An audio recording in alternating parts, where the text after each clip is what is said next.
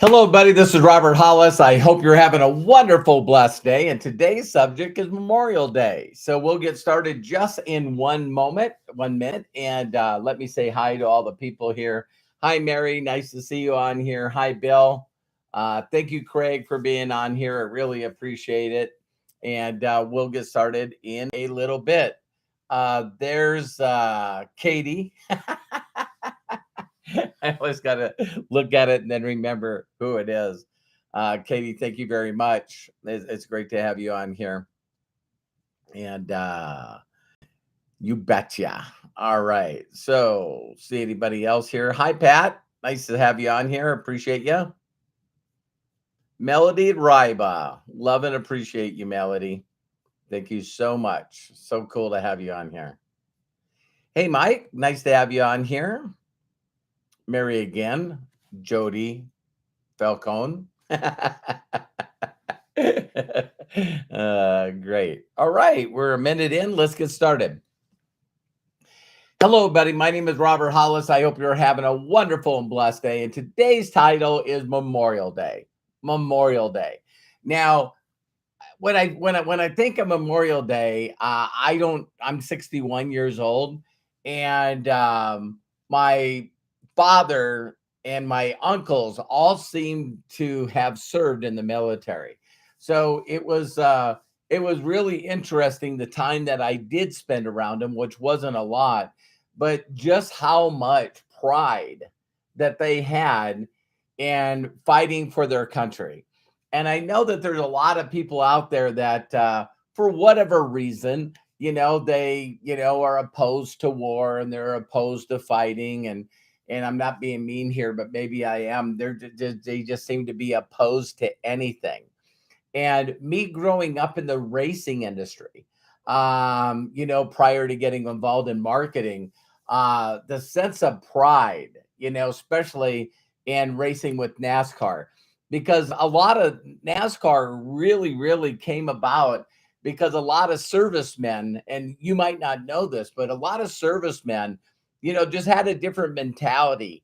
And so when they came back from war, they had to pour their energy into stuff. And what they did is they poured themselves into muscle cars. So it was the constant making of cars. That's when all of a sudden drag racing became popular.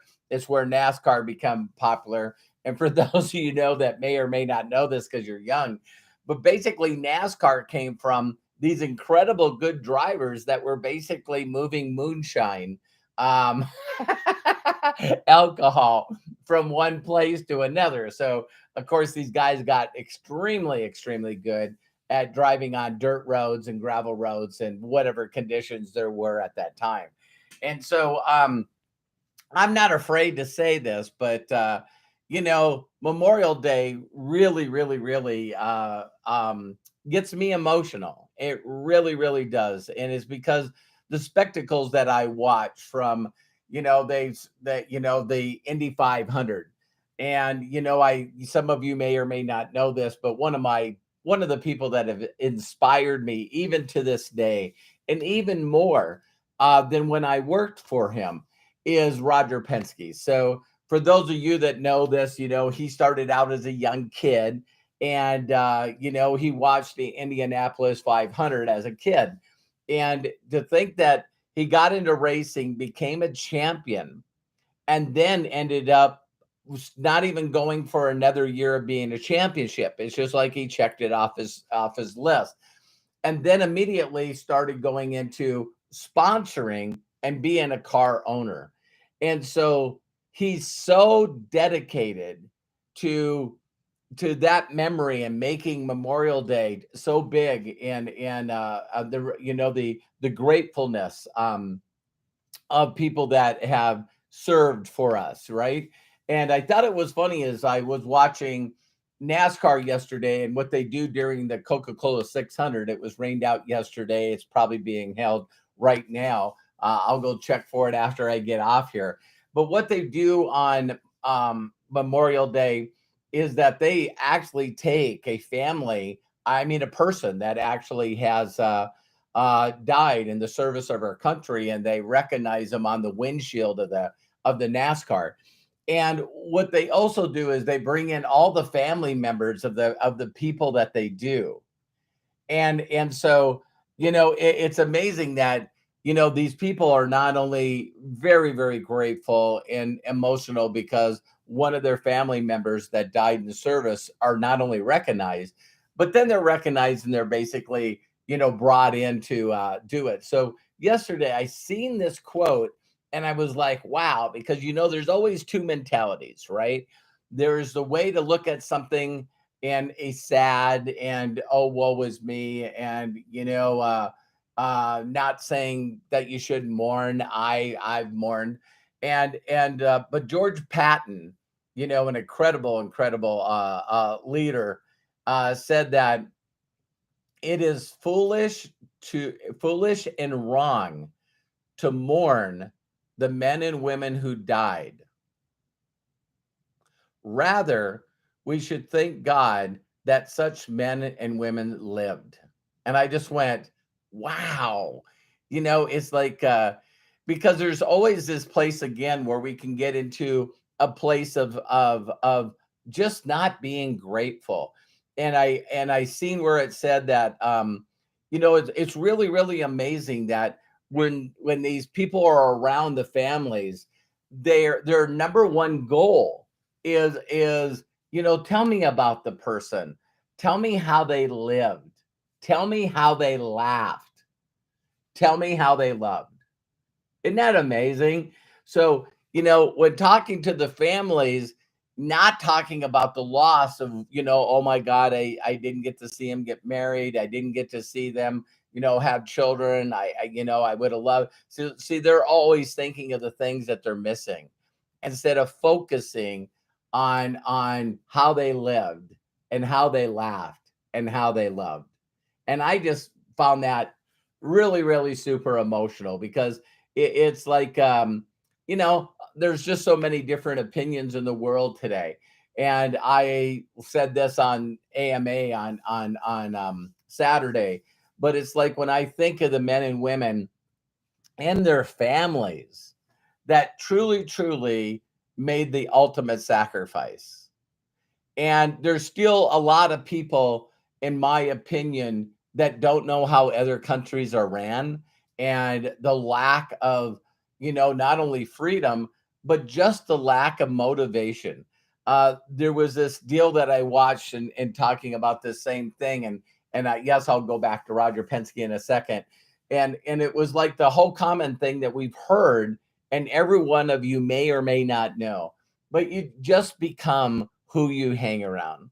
And so this study is really, really showing that if you take a non-motivated people that are not producing and you put them around a producer, you put them around a person with a different attitude, a different gratitude, just a different commitment to making things happen, that they automatically, all the people that are not like that will raise. They'll raise to a different vibration, a different productivity, a different happiness, a different feeling of pride and feeling of accomplishment, that they did something. And believe it or not, the opposite is true. You know what I mean? So you get around a bunch of people that are just people that just want to get by. They don't really want to go the extra mile. They don't have an attitude of gratitude. It's like again, the hopelessness, the learned hopelessness, the victim, the excuses. Oh, woe is me. And what's amazing with this study that I watched is that they said that the non-productive percentage dropped double. So like it was like 15% of people that felt better, act better, did more when they're around a positive person. But when people that were neutral hung around negative people, their production, their happiness, their mindset, their attitude dropped by 30%.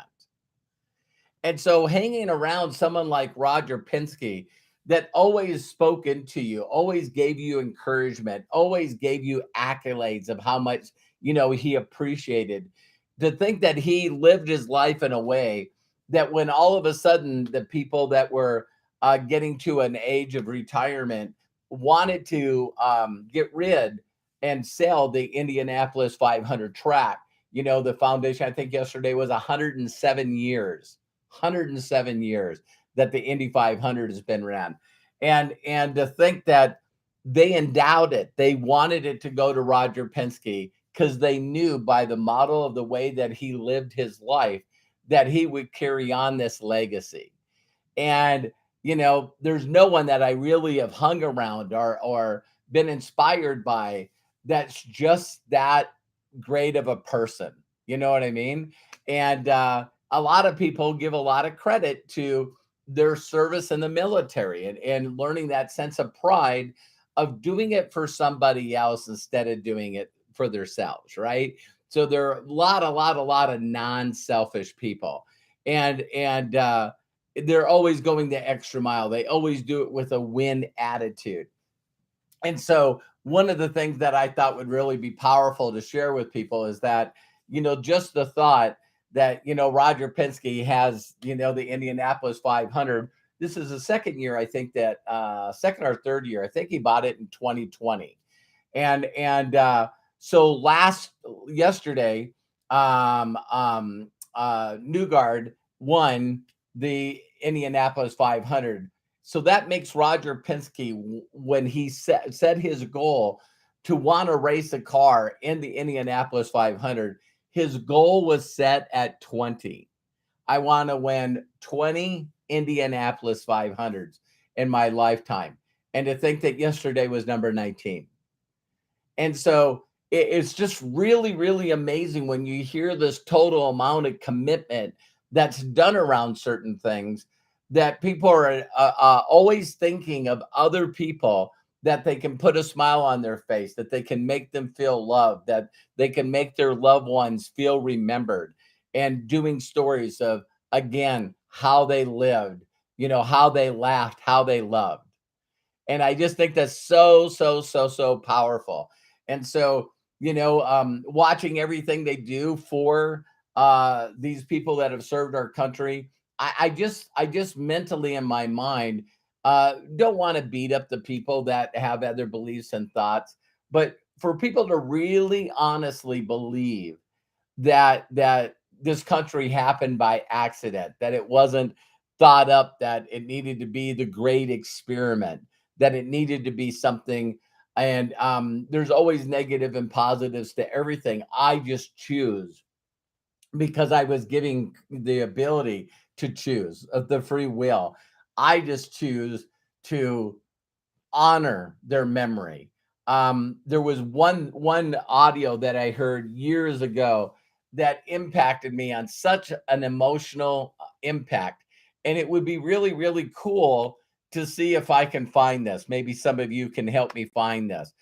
Melody, thank you so much. I love and appreciate you. Thank you for being a super chatter. And for those of you that don't know this, a super chatter is just very simply is somebody that clicks on that dollar sign underneath the chat and donate money that actually goes to children without parents. I say it that way because I found out a new era of kids to help as well, called kinship, which means they basically are taken care of by family members, but because they don't have legal custodian of them, they get no financial help from the government or anywhere. And so my wife loves helping animals. So Melody, I love you so much. Thank you for being a super chatter. And by the way, all the money, not minus the transactions and YouTube's fee or whatever, all of it goes. So getting back to the point, that the whole thing about these people that are always willing to go the extra mile, they're always willing to think about others before they think of themselves, is just something that I would just want to honor. And so the thing I was going to share is, of course, some of you know this book and know this person if you've seen him, but his name is Robert Kiyosaki, and he served in the Vietnam War, and he's from Asian descent, and to think that that he served in the Vietnam War, so he did this audio. And now that I'm thinking about it, of course, when I'm talking to you guys and pouring my heart out, I just ask for the words to speak to those that have ears to hear. And I listened to this audio that he did, and he was basically saying, not only the reason that he fought, but he fought with pride. And then he thinks about, now that he's back, that there's this whole group of people that don't realize that not only do they live in the best country in the world, but this country was fought for the opportunity for you to be the greatest you can be. That you were created to create greatness, and the great comes from being great, comes from the service of many. And so he did this audio that he did, I believe it was a cassette, but he talked about that, he knows how many people died in wars prior to him. And he was saying all these people, whatever their beliefs were, whatever their attitudes were, that they went and fought for the right for us to do something extraordinary with our lives, just not to see what we can get away with. And, for people that are willing to do things that are extraordinary, it's never easy. If it was easy, everyone would be doing it. So you got to learn that attitude. You got to learn that whole concept of commitment. You got to learn, that you should go out there and serve other people. And if you're not looking forward to something on helping and what it would feel like and what you would make other people feel like by doing the stuff that's extraordinary instead of ordinary, then you have nothing to look forward to. And if you have nothing to look forward to, you won't move forward. So I believe with all of my heart, it's that if you can't be emotionally moved and inspired by other people that do more than other people, it's an addiction of mine. It's a total addiction of mine, to watch people that like Ricky Hendricks and Roger Penske. I think both of them have won over 200 races. But what's more impressive is that these guys not only did that, but they have helped people make their dreams come true. So like Newgard yesterday, from Nashville, Tennessee, he's been a world champion of the IndyCar series, but this great American race was something that just eluded him. And to be known as one of the individuals that rode for Roger Penske, his story, you guys know I love inspirational stories. But he was saying that he would only sign 1-year contracts with teams for racing. And when people asked him why he didn't sign a multi-million-dollar, multi-year contract, as he said, when Roger Penske calls me, I want to be available to go drive for him right now. So he said when he went to see Indy 500 race, that his goal one day was to race for Roger Penske. And he not only worked hard, made that happen, but then won his very first Indianapolis 500 yesterday. So, I just wanted to come on here and say to each and every one of you that whether you realize this or not, or whether you feel like this or not, that you do have greatness within you. You were created to create. And so the way that you stay in that mindset is be very, very careful who you're listening to and who you're connected with and what kind of, information that you're constantly putting inside your heart. Because I constantly am being motivated and inspired by winners. I do it deliberately. I hang around other people that create more than me, that have made more of an impact than me, and I'm inspired by them. I'm inspired that if they did it, it doesn't mean I can do it exactly the way they did it, but I can do it and make a bigger impact and make more people understand that regardless of what you see out there and what the propaganda media is trying to stuff in your head and your heart, that you can escape all that. You can totally escape the way you feel, have an attitude of gratitude, be motivated to greatness by the service of many, and then make a commitment to just getting a little better each and every day. The one thing that I know about success is success goes to those that are consistent, and they always are just kaizen, just getting a little better each and every day. So, Katie, thank you so much for being a super chatter. I love and appreciate each and every one of you. Have a wonderful and blessed day. I love and appreciate you.